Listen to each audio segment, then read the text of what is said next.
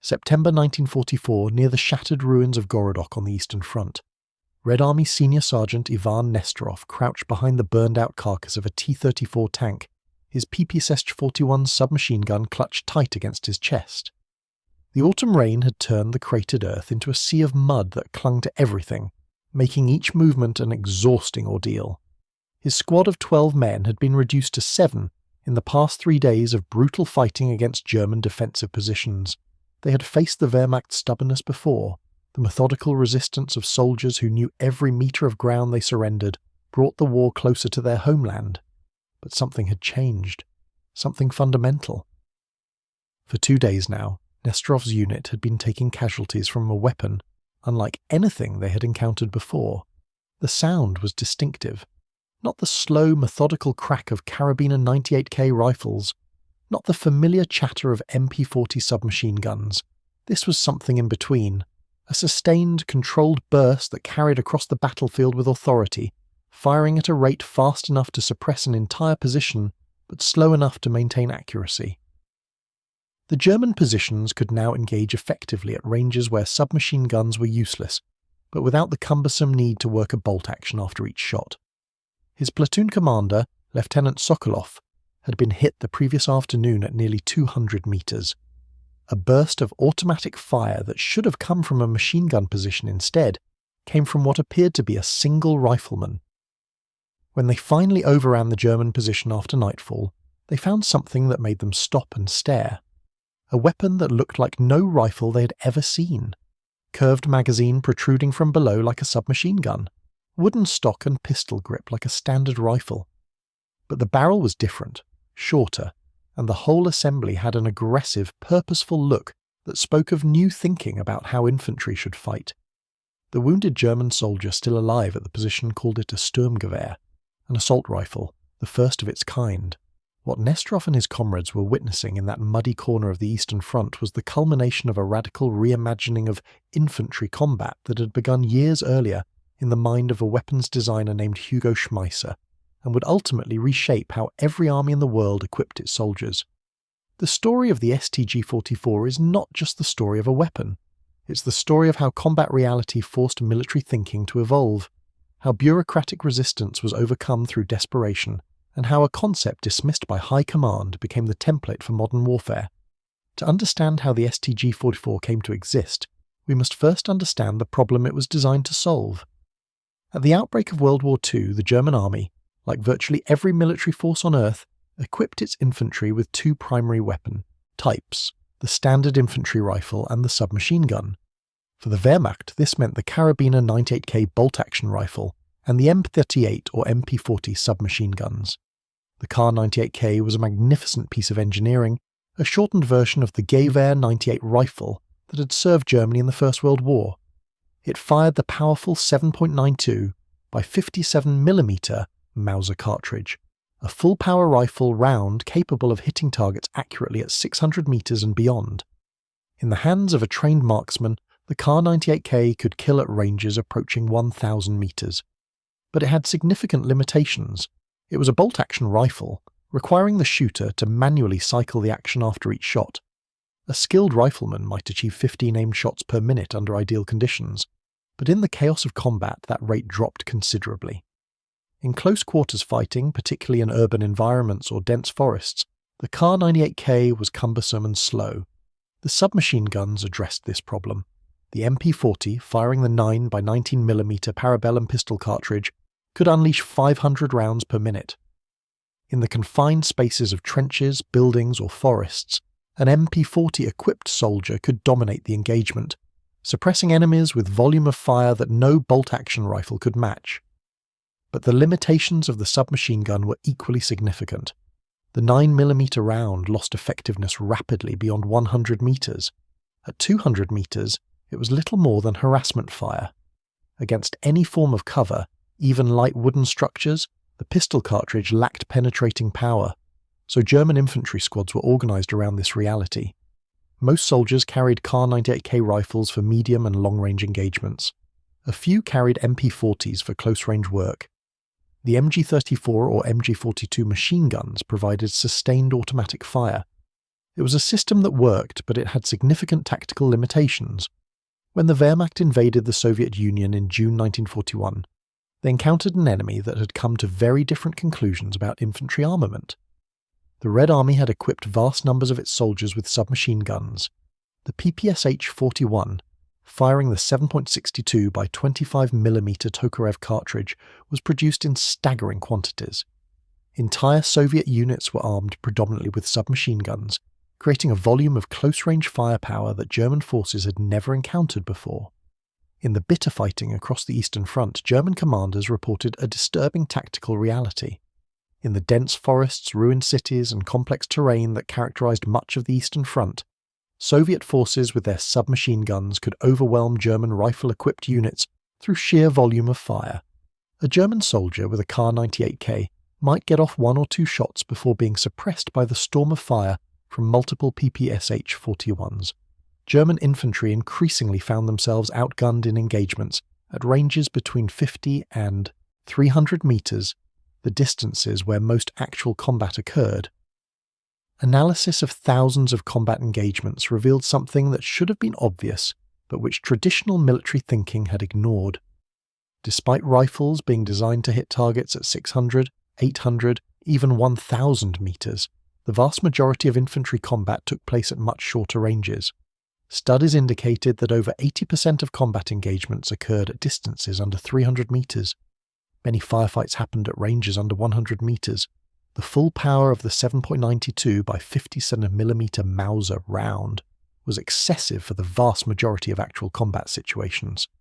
The recoil made automatic fire virtually impossible to control. The ammunition was heavy, limiting how much a soldier could carry. The long cartridge required a long action, making rifles bulky and cumbersome. But the 9mm pistol round was inadequate for anything beyond close-quarters battle. What was needed was something in between. This realization was not entirely new. Forward-thinking weapons designers had been considering intermediate cartridges for years. But military conservatism and the immense investments in existing ammunition production infrastructure made change difficult. It took the desperate circumstances of the Eastern Front to force action. In 1934, before the war, the German Army Ordnance Bureau, the Heereswaffenamt, had begun experimenting with intermediate cartridges. By 1938, they contracted with the Polter Ammunition Works in Magdeburg to develop a new round. The engineers at Polter took the standard 7.92 by 57mm Mauser cartridge and shortened the case by 24mm. The result was the 7.92 by 33mm cartridge, quickly nicknamed the Kurz, German for short. The Kurz round represented a carefully calculated compromise. It used the same bullet diameter as the standard German infantry cartridge, which meant existing barrel manufacturing equipment could be adapted. The shortened case used roughly half the propellant of the full-power round, reducing recoil significantly while still delivering effective performance out to 300 meters. A 125-grain bullet left the muzzle at approximately 685 meters per second, generating about 900 joules of energy. This was substantially less than the full-power Mauser round's 2400 joules, but far more than the 9mm Parabellum's 500 joules. Most importantly, the reduced recoil made controllable automatic fire possible. The cartridge's development coincided with specifications for a new weapon. In 1938, the Army Ordnance Bureau contracted with CG Heinel Waffen und Fahrradfabrik in Suhl, Thuringia, to develop what they called a Maschinenkarabiner, a machine carbine, for the new intermediate round. The project was assigned to Heinel's chief design engineer Hugo Schmeisser, a man whose name would become inseparably linked with German automatic weapons development. Hugo Schmeisser was born in 1884 into a family steeped in weapons design. His father, Louis Schmeisser, was one of Europe's most respected firearms engineers. Hugo had spent his entire professional life designing automatic weapons, including significant work on the submachine guns that bore his name, though the degree of his involvement with various weapons has been the subject of historical debate. For the Maschinenkarabiner project, Schmeisser had to solve multiple technical challenges simultaneously. The weapon needed to fire from a closed bolt for accuracy in semi-automatic mode, but handle the heat and pressure of sustained automatic fire. It needed to be compact and maneuverable, but controllable in full auto. Most crucially, it needed to be manufacturable in large quantities, with the stamped steel techniques that German industry had developed.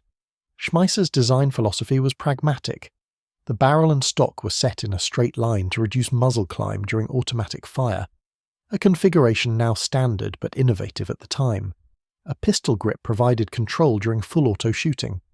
The sights were set higher than traditional rifle sights to accommodate the straight line layout. Gas operation drove a tilting bolt, a proven system that was reliable and relatively simple. The weapon was constructed primarily of stamped steel parts, which could be produced much faster than machined components. The receiver was built in two parts, upper and lower, connected by a hinge behind the magazine well, allowing easy field stripping into 6 main components. By 1940, Schmeisser had working prototypes. But the path from prototype to production weapon would prove extraordinarily difficult, tangled in the bureaucratic chaos that characterized the Nazi state and complicated by Adolf Hitler's personal involvement. In 1940, as Schmeisser worked to refine his design, a competing project emerged from Karl Walter's company. Both designs were submitted for testing as the MKB-42, with Haenel and Walter designations to distinguish them. The MKB-42H from Haenel and MKB-42W from Walter both used the 7.92 by 33mm Kurz cartridge, but took different approaches to the design challenges. The competing designs underwent field trials, and Haenel's design showed superior reliability and manufacturability. By late 1942, approximately 11,000 MKB-42H rifles had been produced and sent to the Eastern Front for combat evaluation. The reports that came back were enthusiastic. Soldiers reported that the new weapon allowed them to engage effectively at ranges where submachine guns were useless, while providing suppressive firepower that single-shot rifles could never match. A soldier with an MKB-42 could carry 240 rounds in 8 magazines, providing sustained firepower previously available only from a machine gun team. But as field testing progressed and enthusiasm from frontline units grew, an unexpected obstacle emerged: Adolf Hitler. The Führer's involvement in weapons development was both detailed and erratic. He had strong opinions about military equipment, sometimes based on genuine tactical insight, more often based on intuition or stubbornness. When Hitler learned about the intermediate rifle project, his reaction was hostile. His reasoning was complex. Germany was already straining to produce ammunition for multiple calibers. Introducing a new cartridge would complicate logistics further. More significantly, replacing the millions of Kar 98K rifles already in service would require industrial capacity Germany didn't have. Hitler worried that introducing small numbers of a new weapon would create ammunition supply problems without providing enough of the new rifles to make a difference. There was also a psychological element. Hitler believed in the symbolic and morale value of the rifle as the infantryman's primary weapon. The tradition of the German rifleman was deeply embedded in military culture. An intermediate weapon that was neither rifle nor submachine gun offended his sense of proper military organization. In 1943, Hitler issued an order. All development of new rifle designs was to cease. Industrial capacity was to be focused on producing weapons already in service. The machine carabiner project appeared to be dead, but the field commanders and weapons developers had seen the potential of the new weapon and were not willing to abandon it. In a decision that could have ended careers or worse in the paranoid atmosphere of Nazi Germany, they continued the project under a bureaucratic subterfuge. The weapon was redesignated as the MP-43, Maschinenpistole 43, or Machine Pistol 1943. By categorizing it as a submachine gun rather than a rifle, the developers claimed it fell outside Hitler's prohibition on new rifle development. Production contracts were issued under the machine pistol designation. The first production MP-43 rifles began reaching frontline units in mid-1943. The deception could not last indefinitely. By early 1944, enough MP-43 weapons had been distributed that their presence could not be hidden from high command. Hitler learned that the rifle project he had ordered cancelled was not only continuing, but was being manufactured in substantial numbers. The situation could have resulted in severe punishment for those involved, but circumstances intervened. In March 1944, Hitler met with several divisional commanders returning from the Eastern Front. In discussions about what equipment was needed, multiple commanders mentioned the MP-43. praising its effectiveness and requesting more of the new weapons for their units. Hitler was surprised to learn that a weapon he thought he had cancelled was not only in production but was highly valued by frontline soldiers. He ordered reports on the MP-43's performance. The reports from the field were overwhelmingly positive. The weapon had proven itself in the brutal conditions of the Eastern Front. It was reliable in extreme cold. It provided firepower that allowed individual soldiers to fight more effectively. Units equipped with MP-43s reported improved combat performance. Hitler's response was characteristically dramatic. On October 2, 1943, after reviewing the reports, he reversed his position entirely. He ordered production increased to 30,000 units per month and gave the MP-43 high priority for scarce industrial resources. In April 1944, Hitler ordered the weapon redesignated as the MP-44. But the most significant change came in October 1944. Hitler reportedly decided that the new weapon deserved a name that reflected its revolutionary nature. Whether he coined the term himself or approved it from a subordinate remains debated, but the result was the same. The weapon received its final designation, Sturmgewehr 44 or Assault Rifle 1944. The term Sturmgewehr was brilliantly chosen for propaganda purposes. Sturm in German means assault or storm, as in storming an enemy position. It evoked the elite Sturmtruppen, the stormtroopers of World War I who had pioneered infiltration tactics. The name suggested aggression, offensive capability, and elite status. It was a weapon for soldiers who attacked, who took the fight to the enemy. The English translation, assault rifle, would ultimately give name to an entire category of weapons. From October 1944 until the end of the war, in May 1945, the weapon was officially the STG-44, though the earlier designations MP-43 and MP-44 continued to be used interchangeably since the weapons were essentially identical with only minor production variations. The STG-44 in its final form was a revolutionary weapon that combined features previously considered incompatible. It measured approximately 37 inches overall with a 16.5-inch barrel. Empty weight was 10.2 pounds, increasing to 11 pounds with a loaded 30-round magazine. The rate of fire was approximately 500 to 550 rounds per minute, fast enough for effective suppression, but slow enough to maintain control and conserve ammunition. The weapon could be switched between semi-automatic and fully automatic fire via a selector switch. The gas-operated action with tilting bolt proved remarkably reliable. The inline stock design with pistol grip provided controllable automatic fire. The 30-round detachable box magazine provided sustained firepower. The stamped steel construction allowed rapid mass production. But statistics and technical specifications tell only part of the story. The true measure of the STG-44 was its performance in combat. On the Eastern Front, where it was primarily deployed, the STG-44 transformed infantry tactics. A soldier equipped with an STG-44 had capabilities that fundamentally changed how squads fought. At ranges beyond 200 meters, where submachine guns were ineffective, the STG-44 could engage with accurate semi-automatic fire. At ranges under 100 meters, where bolt-action rifles were too slow, the STG-44 could deliver overwhelming automatic fire, perhaps most. Significantly, the STG-44 allowed individual soldiers to provide suppressive fire. Previously, suppression required a machine gun, which meant a two-man crew, a heavy weapon, and limited mobility. An STG-44 equipped soldier could suppress an enemy position while maneuvering, a capability that revolutionized small unit tactics. The weapon proved exceptionally reliable in the extreme conditions of the Eastern Front. Unlike liquid-cooled weapons, the air-cooled barrel was not vulnerable to freezing. The robust construction handled mud, snow, and abuse.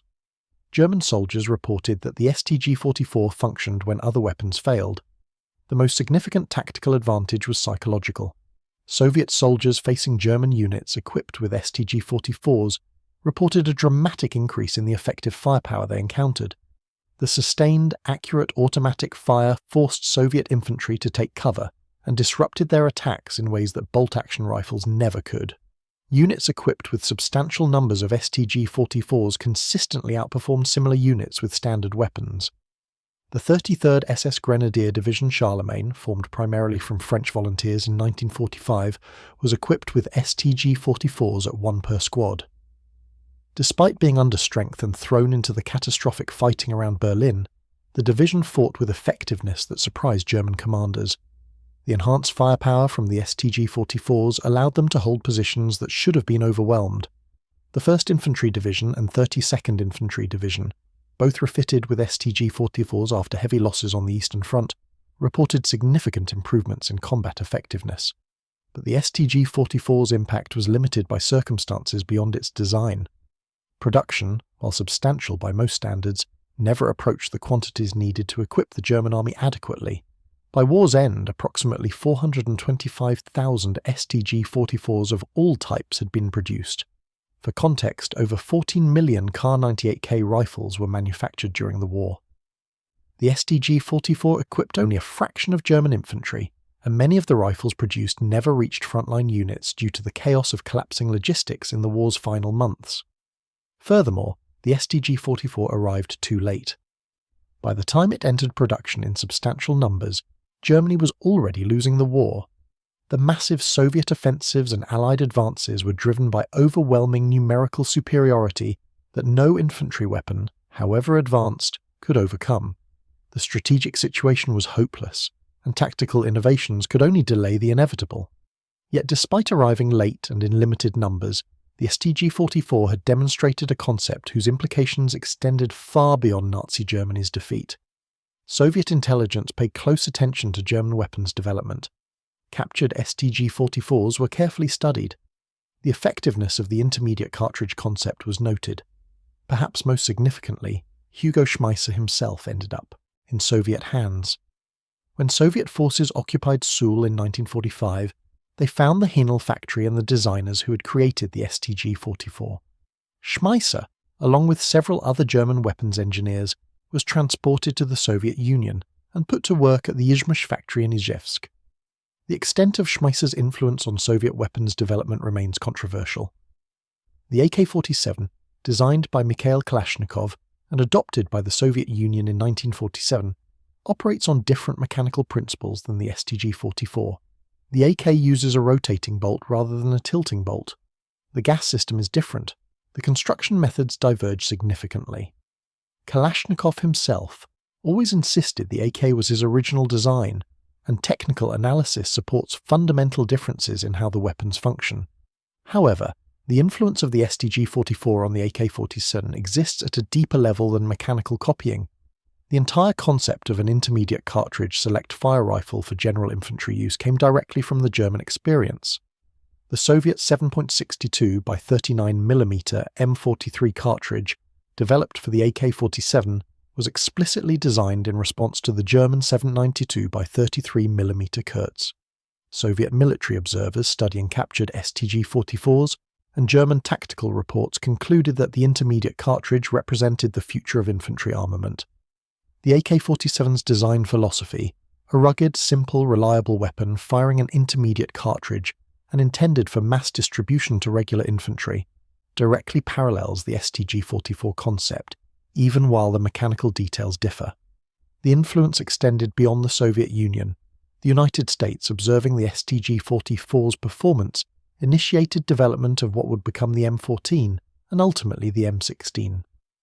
Britain experimented with the .280 British intermediate cartridge before NATO standardization forced adoption of the 7.62 by 51mm NATO round.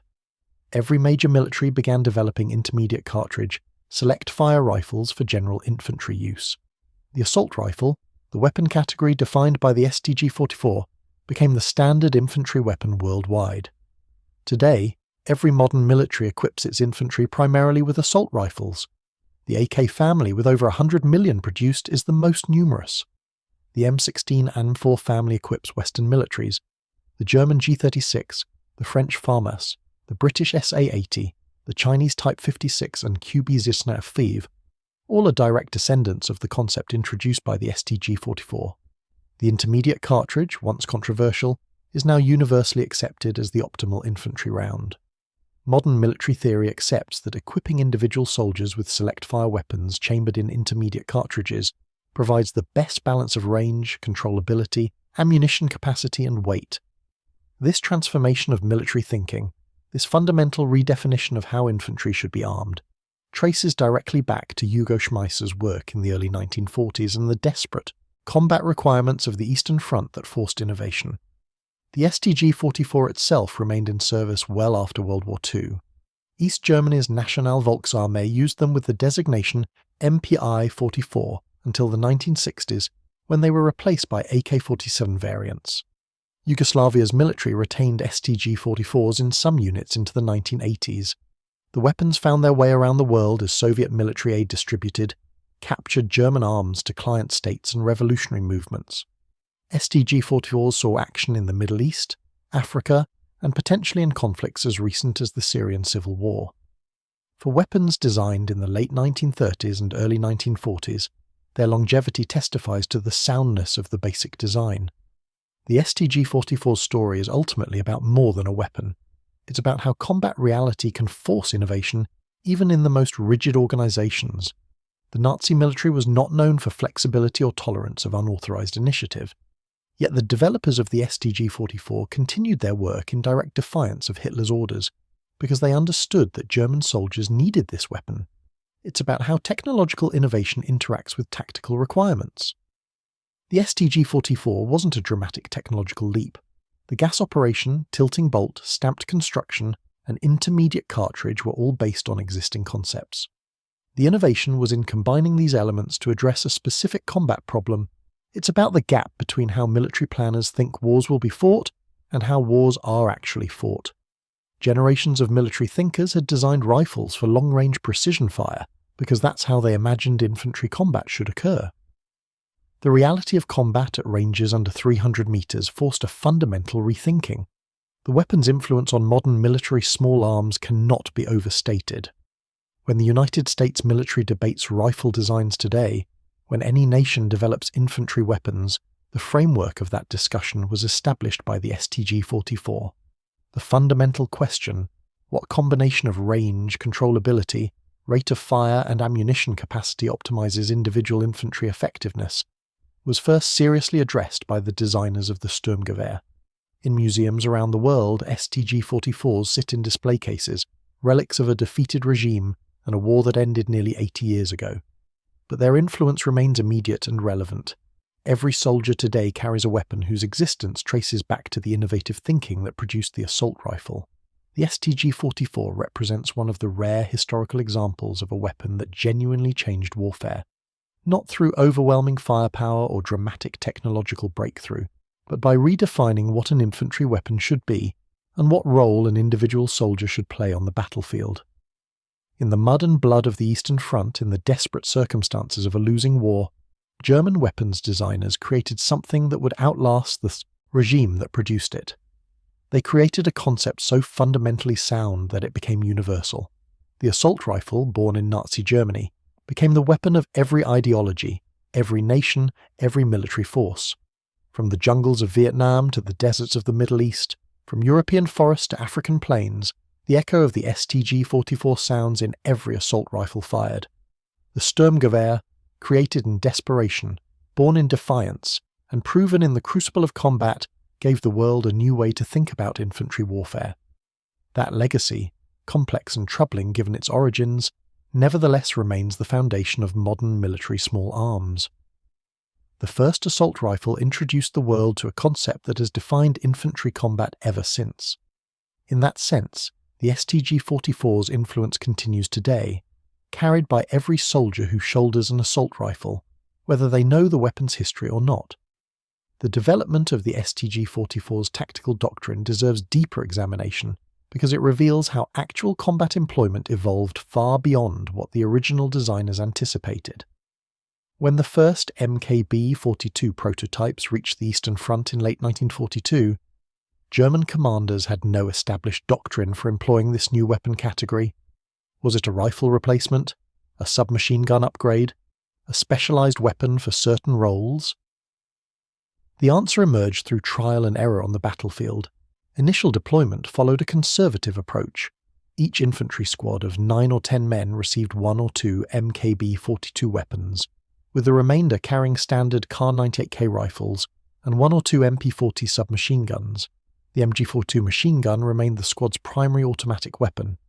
but as soldiers gained experience with the new weapon, tactical employment evolved rapidly. Units discovered that the MKB-42, and later the MP-43 and STG-44, was most effective when employed more aggressively than initially planned. Obergefreiter Heinrich Müller of the 18th Panzer Division wrote in a letter home in June 1943, describing his unit's experience with the new weapon. "We received the new machine carbines last month. At first, the sergeants didn't know what to do with them.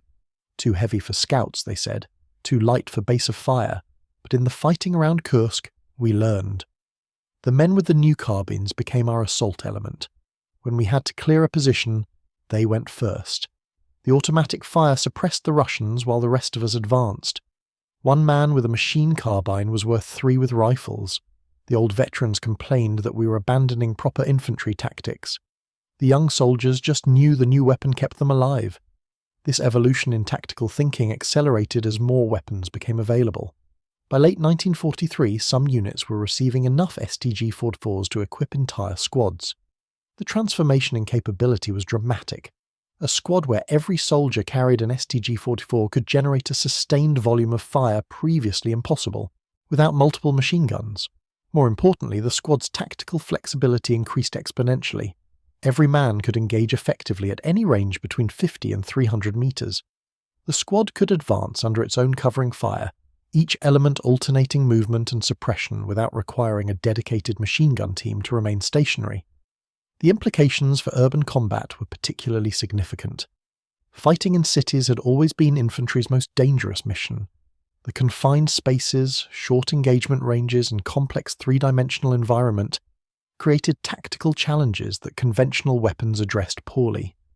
Bolt-action rifles were too slow for the sudden, close-range engagements that characterized urban fighting.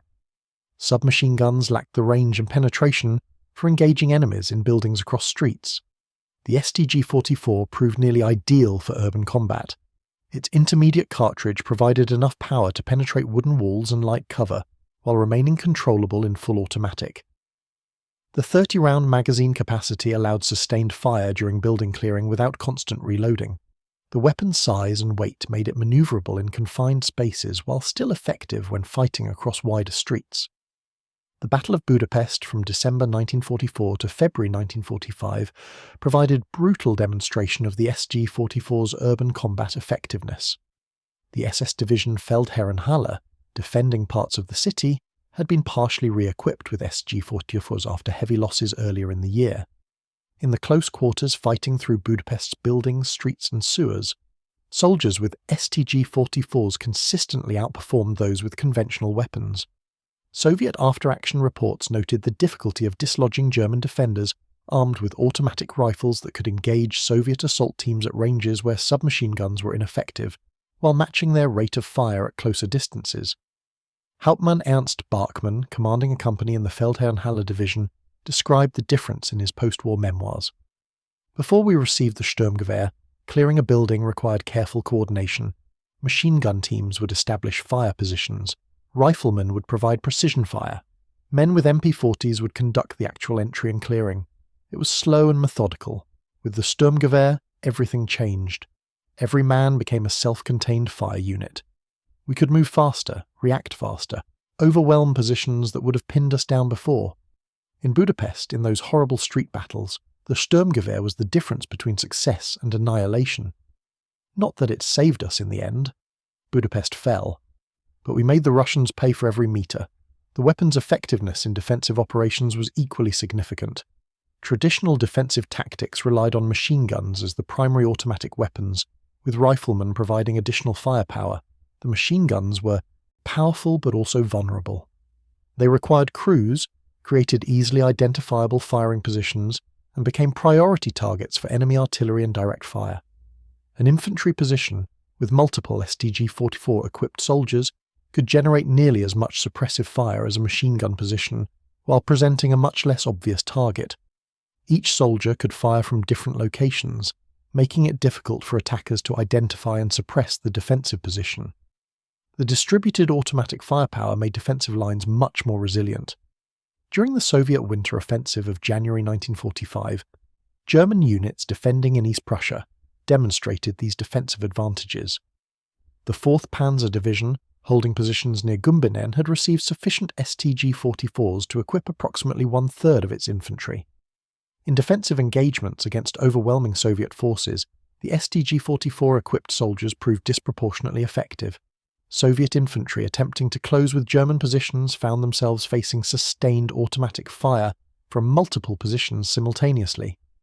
The distributed nature of the firepower made it nearly impossible to suppress with the conventional tactic of concentrating fire on machine gun positions. But the STG-44's tactical employment was not without complications and limitations. The intermediate cartridge, while optimal for most combat situations, lacked the long-range performance of full-power rifle rounds. In open terrain where engagement ranges extended beyond 400 meters, soldiers with Kar 98K rifles could engage targets that STG-44 shooters could not hit reliably. This limitation was particularly noticeable in the vast expanses of the Eastern Front, where lines of sight could extend for kilometers across open steppe. More significantly, the STG-44 created logistical complications. The 7.92 by 33mm Kurz ammunition was incompatible with other German weapons. A unit equipped with STG-44s required a separate ammunition supply stream. In the chaotic logistics situation of 1944 and 1945, ensuring adequate ammunition supply for multiple weapons types became increasingly difficult. Units sometimes found themselves with STG-44s but insufficient Kurz ammunition, while sitting on stockpiles of 7.92 by 57mm Mauser rounds they couldn't use. Lieutenant Friedrich Kemper, a logistics officer with the 12th Volksgrenadier Division, wrote in his diary in March 1945 about the ammunition situation. "We have 40 Sturmgewehr rifles in the division. Wonderful weapons, completely useless because we have perhaps 200 rounds of Kurz ammunition remaining. Meanwhile, we have 30,000 rounds of standard rifle ammunition that the Sturmgewehr cannot fire. The men are carrying the finest infantry weapon in the world and cannot shoot it. They're using captured Russian rifles because at least we have ammunition for those. This is how we lose wars, not in great battles, but in the mundane failure of logistics." The ammunition consumption rate of the STG-44 also created supply challenges. A soldier with a bolt-action rifle firing 15 aimed shots per minute consumed ammunition slowly. A soldier with an STG-44 firing in full automatic could empty a 30-round magazine in approximately 3 seconds. Even with fire discipline, ammunition consumption increased dramatically. German logistics, already strained by the demands of a two-front war, struggled to keep STG-44-equipped units supplied. These practical limitations meant that even units equipped with STG-44s couldn't completely replace their conventional weapons. The standard practice became mixed armament, with some soldiers carrying STG-44s while others retained Kar 98K rifles. Machine guns remained essential for sustained fire and long-range engagement. The submachine gun didn't disappear entirely, as some soldiers preferred the lighter weight for specialized roles. The STG-44 was transformative but not a universal replacement. The manufacturing challenges of the STG-44 also limited its impact. While the weapon's stamped steel construction allowed faster production than machined receivers, it still required substantial industrial resources. Each STG-44 needed approximately 18 hours of labor to manufacture, compared to 15 hours for a Kar 98K, but substantially less than the 25 hours required for an MP40. The challenge wasn't just assembly time, but the specialized equipment needed for stamping, welding, and heat-treating the components. Germany's industrial capacity was under sustained attack by 1944. Allied bombing campaigns targeted factories, transportation networks, and power generation. Raw material shortages affected every aspect of production. The decision to prioritize STG-44 production meant reducing output of other weapon systems. Every STG-44 produced was a Kar 98K, an MG-42, or an MP-40 not produced. Given Germany's desperate military situation by late 1944, these allocation decisions were agonizing. The production statistics tell the story of constrained manufacturing. In 1943, approximately 14,000 MKB-42 and MP-43 weapons were produced. In 1944, production increased to approximately 281,000 units, as Hitler's support and resource allocation took effect. In the first 4 months of 1945, before Germany's complete collapse, approximately 130,000 additional weapons were manufactured. total production across all variants reached approximately 425,000 to 450,000 units, with exact figures uncertain due to incomplete wartime records. For context, Germany produced approximately 1.2 million Kar-98K rifles per year during peak wartime production. The total German armed forces numbered approximately 9 million men by 1944. Even with 450,000 STG-44s produced, only a small fraction of German infantry could be equipped with the new weapon. Most German soldiers fought and died carrying the same bolt-action rifles their grandfathers had used in the First World War. The concentration of STG-44 distribution created unusual situations. Elite units, SS divisions, and formations being rebuilt after heavy casualties received priority for new equipment. This meant that crack formations might have substantial numbers of STG-44s, while regular Wehrmacht infantry divisions had none. The inequality in distribution created resentment among regular army units, who felt SS formations received preferential treatment, a complaint that extended beyond weapons to all aspects of equipment and supply. Some frontline commanders resorted to unofficial procurement methods to obtain STG-44s for their units. Weapons captured from destroyed German units would be redistributed rather than returned to depots. Logistics officers would exaggerate unit casualties to justify increased weapon allocations. Commanders with political connections would leverage those relationships to secure priority for their formations. The desperation for effective weapons overrode normal supply procedures. The training requirements for the STG-44 presented another challenge. While the weapon was relatively simple to operate, maximizing its effectiveness required training that many soldiers never received. Marksmanship with an automatic weapon differed significantly from bolt-action rifle shooting. Fire discipline, understanding when to fire semi-automatic versus full automatic, ammunition conservation, all required instruction that the collapsing German military training system struggled to provide. Gefreiter Klaus Richter, drafted in December 1944 at age 17 and assigned to the Volkssturm militia after minimal training, received an STG-44 without any instruction in its use. I was handed the weapon and told it fires automatically when the selector is forward, single shots when it's back. That was the extent of my training. I'd fired perhaps 30 rounds through it before we went into combat. The first time Russians attacked our position, I emptied all 3 magazines I had in about 20 seconds. The weapon climbed away from my aim. I hit nothing. An older soldier, a veteran, showed me later how to fire in short bursts, how to control it. But by then, I had wasted nearly all my ammunition. The weapon was wonderful. The training was non-existent. Despite these limitations, the STG-44's impact on German tactical performance was measurable. Units equipped with substantial numbers of STG-44s consistently performed better than similarly sized and positioned units with conventional weapons. The enhanced individual firepower allowed smaller units to accomplish missions that would have required larger forces. Defensive positions were held longer. Counterattacks succeeded more often.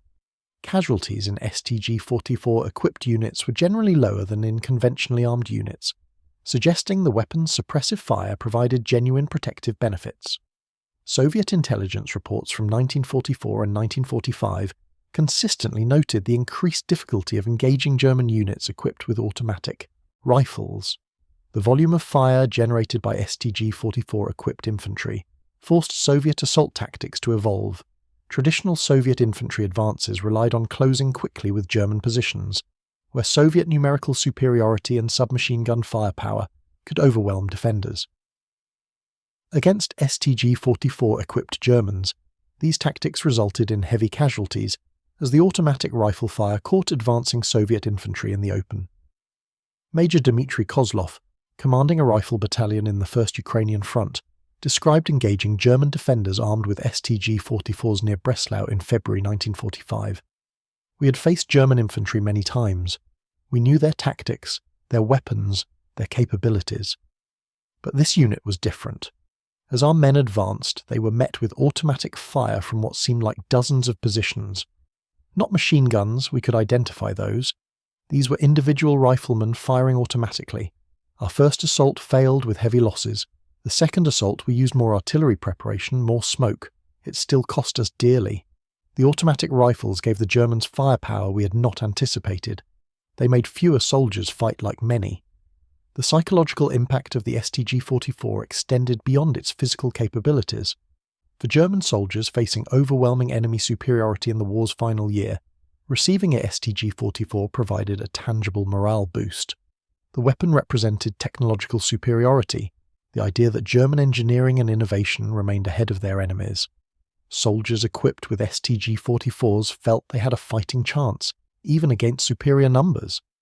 This psychological benefit, difficult to quantify, contributed to the determination with which German forces continued fighting long after strategic defeat was certain.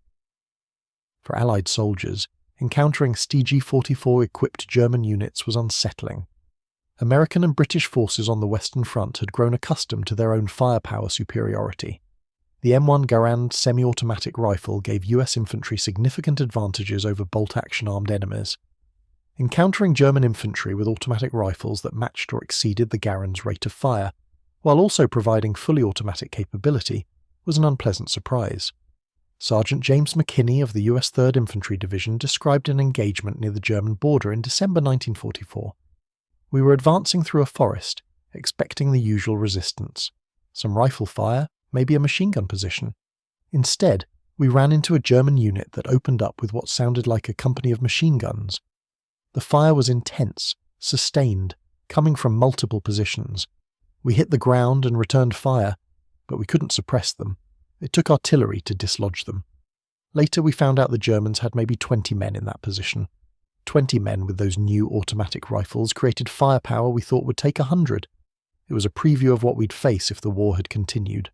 The STG-44's influence on post-war weapons development deserves extensive examination, because the weapon's conceptual impact far exceeded its numerical production. When the war ended in May 1945, military forces worldwide began evaluating lessons learned. The STG-44 and the intermediate cartridge concept featured prominently in these assessments. The Soviet Union's response was the most immediate and comprehensive. Soviet weapons designers, engineers and military theorists had been studying captured STG-44s since 1943. The weapon confirmed conclusions that some Soviet designers had already reached about the limitations of existing armament. The decision to develop an intermediate cartridge and a rifle to fire it received high priority in the immediate post-war period. Development of the 7.62 by 39mm M43 cartridge began during the war, directly inspired by captured examples of the German 7.92 by 33mm Kurds.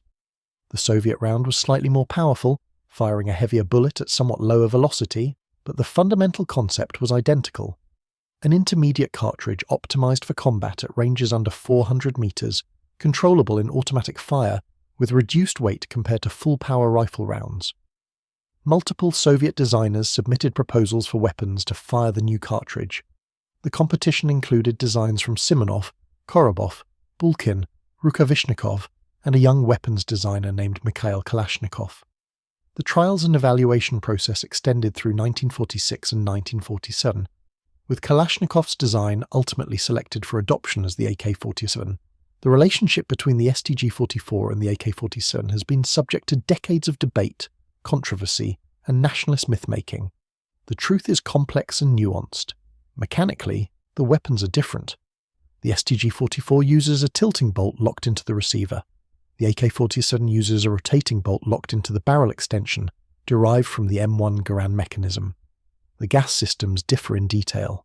The construction methods, while both using stamped steel receivers, employed different approaches to manufacturing and assembly. Hugo Schmeisser's presence at the Izhmash factory, where Kalashnikov worked during the AK-47's development, has fueled speculation about direct German influence on the Soviet design. Schmeisser and other German engineers were certainly present and contributed to Soviet weapons development. However, the evidence suggests their primary work involved improving Soviet manufacturing processes rather than designing weapons.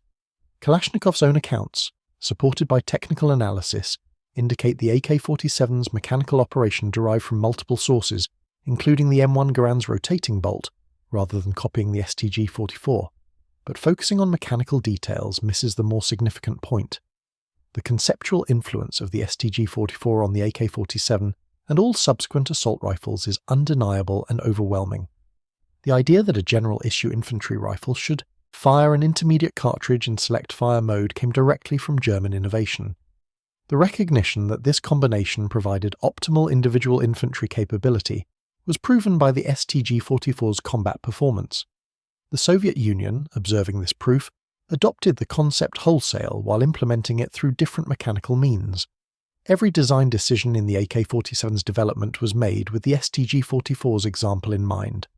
The emphasis on reliability over precision accuracy reflected German experience showing that combat effectiveness depended more on sustained function than tight shot groups. The decision to equip regular infantry universally with assault rifles rather than restricting them to specialists came from German tactical experience. The ammunition capacity, the effective range, the weight, all were optimized around parameters the STG-44 had validated. Beyond the Soviet Union, every major military began developing assault rifles in the decade following World War II. The United States military, initially resistant to the intermediate cartridge concept, gradually accepted its necessity. The M14 rifle adopted in 1957 represented a compromise position, a select-fire rifle chambered in the full-power 7.62 by 51mm NATO round. The M14's limitations in fully automatic fire, excessive recoil and uncontrollable muzzle climb demonstrated the wisdom of the intermediate cartridge concept. The adoption of the M16 rifle, chambered in 5.56 by 45mm, an even lighter intermediate cartridge than the German or Soviet rounds, represented full American acceptance of the assault rifle concept. The controversy surrounding the M16's early deployment in Vietnam should not obscure the fundamental correctness of its design philosophy. An intermediate cartridge, select-fire weapon for general infantry issue became US doctrine, as it had for every other military. Britain's attempt to develop the .680 British intermediate cartridge in the late 1940s showed recognition of the intermediate cartridge's advantages. Political pressure for NATO standardization ultimately led to adoption of the heavier 7.62 by 51mm round, a decision that proved suboptimal and was eventually superseded by 5.56mm adoption. By the 1960s, the assault rifle had become the standard infantry weapon for modern militaries worldwide. The specific mechanical implementations varied. The AK-47 and its variants in Soviet-aligned nations, the M16 family in Western forces, indigenous designs like the German G3 or British L1A1.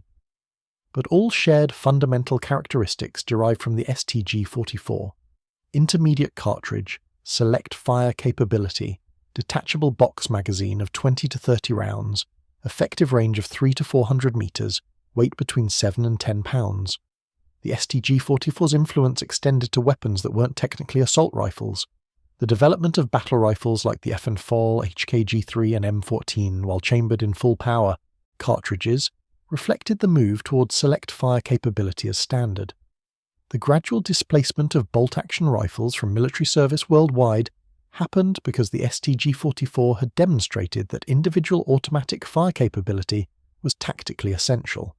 Even weapons in different categories showed STG-44 influence. Squad automatic weapons and light machine guns evolved toward designs that resembled oversized assault rifles, recognizing that the distributed firepower model validated by the STG-44 could be extended. The Soviet RPK, essentially an AK-47 with a longer barrel and larger magazine, exemplified this thinking. The modern concept of infantry tactics, where every soldier provides their own covering fire and suppression, rather than relying on dedicated automatic weapons, traces directly to the capabilities the STG-44 introduced. Contemporary infantry doctrine in every advanced military emphasizes individual firepower, fire and maneuver at the squad level, and distributed automatic weapons. These tactics are possible only because every soldier carries an assault rifle. The STG-44's legacy appears in unexpected places. The characteristic curved magazine necessary to accommodate tapered intermediate cartridges became a visual identifier of assault rifles worldwide. The inline stock design, placing the barrel axis in line with the shoulder to reduce muzzle climb, became standard. The pistol grip for control during automatic fire is now universal. These design features proven on the STG-44 were copied and refined but never fundamentally changed. The term assault rifle itself, with all its political and cultural implications in contemporary society, comes directly from Hitler's propagandistic naming of the Sturmgewehr. The debate about assault rifle definition, what features constitute an assault rifle versus other weapon types, uses parameters established by the STG-44, intermediate cartridge, select fire capability, detachable magazine. The weapon created the category. Examining the STG-44's place in military history requires acknowledging its origins in Nazi Germany and the moral complexity this creates. The weapon was developed to help perpetuate one of history's most evil regimes. German soldiers carrying STG-44s committed atrocities. The weapon was used in service of genocide and aggressive war. These facts cannot be separated from the weapon's technical achievements. Yet the STG-44's influence on subsequent military development transcended its origins. The concept it proved became universal, not because armies wanted to emulate Nazi Germany, but because the tactical and technical logic was undeniable. The intermediate cartridge, select-fire rifle, represented genuinely improved capability for individual infantry, regardless of political system or national ideology.